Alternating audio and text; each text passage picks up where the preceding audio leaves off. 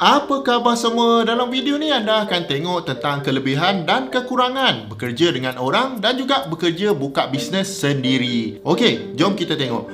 Jadi, biasanya lah kalau kita belajar dari kecil, belajar sekolah rendah, pergi sekolah menengah, kemudian ada yang masuk ke college, ada yang masuk ke matrikulasi, ada yang masuk ke universiti, dan kebiasaannya bila sambung belajar ni, selepas tu kita akan mencari kerja dan bekerja dengan orang. Ini bermakna kita kerja dengan syarikat swasta ataupun kerajaan dan tiap-tiap bulan kita akan dapat gaji di hujung bulan. Dan gaji inilah yang kita gunakan untuk survive dan satu hari nanti kita mungkin akan naik pangkat dan kemudian gaji pun akan bertambah sama. Ada juga orang yang bila dia habis belajar, dia tidak bekerja dengan orang lain tetapi dia join bisnes keluarga dia. Jadi bisnes keluarga ni kebiasaannya dia akan bekerja dulu tapi satu hari nanti dia akan naik jadi manager syarikat tersebut. Ini bagi saya agak jarang lah orang buat sebab siapa je kan yang mak ayah dia ada bisnes sendiri. Kemudian ada juga orang yang bila dah habis belajar, dia tidak bekerja dengan siapa-siapa. Dia relax dulu dan mencari peluang di tempat lain. Contohnya, kebanyakan pelajar-pelajar sekarang saya tengok sebelum mula bekerja tu dia akan buat grad dulu sementara menunggu kerja yang sesuai. Kemudian ada juga yang berniaga secara kecil-kecilan. Tak kiralah berniaga secara online ataupun berniaga produk yang fizikal. Ada yang pandai masak, dia akan buka warung-warung untuk jual makanan kepada orang ramai. Bagi saya ini agak special lah. Daripada belajar, dia terus buat bisnes. Kemudian, golongan yang agak ramai buat bisnes ni sebenarnya selepas belajar tu, dia bukan terus buat bisnes. Tapi selepas belajar, dia akan makan gaji dulu dengan orang lain dan membina kompetensi dan membina networking dia sewaktu dia bekerja. Kemudian dia keluar dan buat bisnes sendiri. Yang ini ramai yang saya tengok buat. Jadi sebenarnya tak adalah kata satu jalan yang betul, jalan lain tu salah. Sebenarnya ini semua cara kita mencari rezeki dan rezeki ni datang dengan cara yang berbeza. Dan saya sendiri sebagai orang yang pernah bekerja dengan orang dan sekarang saya berniaga sendiri, maka saya nak menceritakan apa pros and cons kerja dengan orang dan apa pros and cons berniaga. Pertama sekali kita tengok kerja dengan orang dulu, kerja dengan majikan. Tak kira anda bekerja di swasta ataupun di government. Kelebihan yang pertama bekerja dengan orang ni of course adalah kita ada financial security.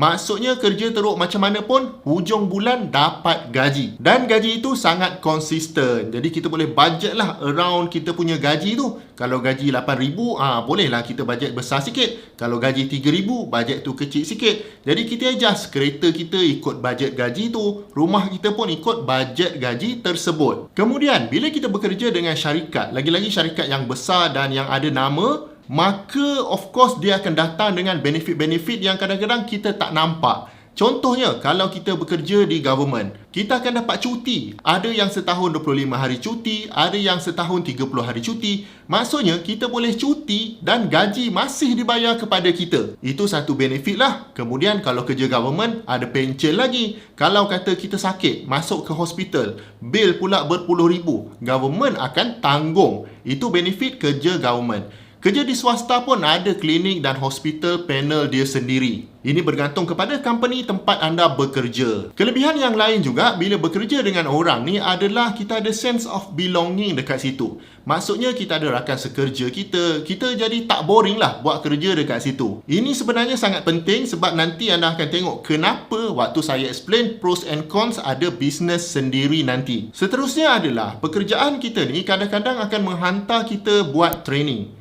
Dan training ni di-cover oleh company ataupun syarikat di mana kita bekerja. Jadi serta-merta kita punya skill pun akan bertambah, pengetahuan kita akan bertambah, networking kita akan bertambah dan kita tak perlu spend duit pun. Company yang tanggung. Jadi itu yang best bekerja dengan orang lain. Tapi of course kalau ada kelebihan mestilah ada kekurangan. Antara kekurangan bekerja dengan syarikat orang adalah anda punya income tu ada ceiling dia. Kalaulah kata gaji anda tu 3,000 sebulan, maka tiap-tiap bulan anda akan dapat 3,000 lah. Tak kira lah company anda tu untung ke, company tu rugi ke, anda still dapat 3,000. Nanti kalau naik pangkat mungkin dapat 4,000 pula. Jadi setiap pangkat tu ada dia punya ceiling gaji kita. Cons yang seterusnya adalah kalau kita bekerja, lagi-lagi bekerja di syarikat swasta. Syarikat tu mengambil kita bekerja sebab dia tengok kita ada potensi untuk memberi untung kepada syarikat tersebut. Jadi kita bekerja penat lelah kita ni, keuntungan kebanyakannya akan diambil oleh syarikat tersebut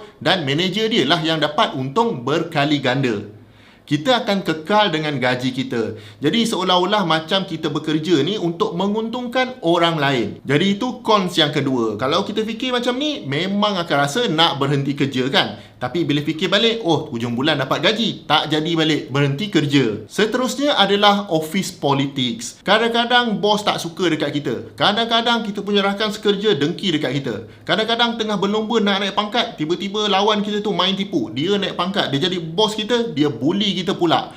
Itu dipanggil office politik. Jadi office politik ni boleh menjadikan kepala kita ni penat lah nak pergi kerja dan nak bekerja dengan semangat tu susah sikit. Baik, jadi kalau anda sekarang ni sedang bekerja dengan syarikat orang atau bekerja dengan kerajaan, anda setuju tak dengan poin-poin yang saya sebutkan setakat ni? Cuba komen lagi dekat bawah, ada tak pros and cons yang saya terlepas? Okey, seterusnya saya nak menceritakan pula tentang pros and cons buka bisnes sendiri. Katakanlah dah bekerja tu dah jemur dengan office politik dan sebagainya, kita pun buatlah bisnes sendiri. Jadi sebenarnya apa pun pilihan kita, of course ada kelebihan dan ada kekurangan. Jadi apa kelebihan buka bisnes sendiri ni? First sekali adalah kita punya income tu tidak limited lagi. Tak ada bos yang akan cakap, okey, bulan ni gaji kita 3,000, bulan ni gaji kita 5,000. Tak ada. Anda lah bos dan anda tentukan gaji anda berapa, ikut suka anda. Provided bisnes tengah untung. Kelebihan yang kedua adalah flexibility dari segi kerja, di mana anda nak kerja, bila anda nak kerja dan sebagainya. Jadi kalaulah kata anda nak spend masa untuk hantar anak ke sekolah, ambil anak balik dari sekolah, memang boleh kalau anda bekerja sendiri. Tak ada masalah. Anda ubah je anda punya working hours tu kepada masa yang sesuai dengan anda. Dan most likely, bekerja sendiri ni akan menjadikan anda lebih puas dengan pekerjaan yang anda buat. Sebab apa? Sebab anda cuba mencapai goal ataupun objektif bisnes anda tu adalah ke arah satu tempat sahaja. Dan benda tu ditentukan oleh anda sendiri. Anda nak bisnes anda jadi apa? Nak jadi nombor 1 dalam education ke? Nak buat duit banyak ni ke? Ataupun nak bantu kumpulan ini ke? Anda sendiri set objektif tu dan tak ada siapa boleh cakap dekat anda, anda tak boleh buat benda tu. Kalau masa bekerja dengan company, kita nak cuba buat something tapi bos tak bagi buat, kita tak boleh cakap apalah, kena ikut cakap bos. Tapi bila ada company sendiri, flexibility tu ada di tangan anda sendiri. Bunyi macam best kan? Tapi macam biasalah, motto saya adalah setiap yang ada kelebihan mesti ada kekurangan. Apa pula kekurangan kalau kita buka bisnes sendiri? Jadi kekurangan kalau buka bisnes sendiri of course adalah financial risk. Tadi kelebihan dia adalah gaji itu unlimited. Tapi ada juga risiko tentang gaji itu sebab sekarang ni tak ada orang yang akan bayar gaji kita. Kitalah yang bertanggungjawab untuk memajukan perniagaan tu sampai kita dapat bayar gaji kita sendiri. Kalaulah kata satu masa orang dengki dekat company kita ke, ataupun ada financial recession ke, atau macam-macam faktor, supplier tipulah dan sebagainya, maka kerugian tu akan menyebabkan kita tak ada gaji. Jadi itulah risiko financial kalau buka bisnes sendiri. Kelemahan yang kedua kalau buka bisnes sendiri adalah anda akan rasa sangat sunyi. Lagi-lagi kalau tak ada partner yang nak bisnes bersama-sama dengan anda. Kalau di peringkat awal bisnes, kebanyakannya memang semua owner akan buat sendiri.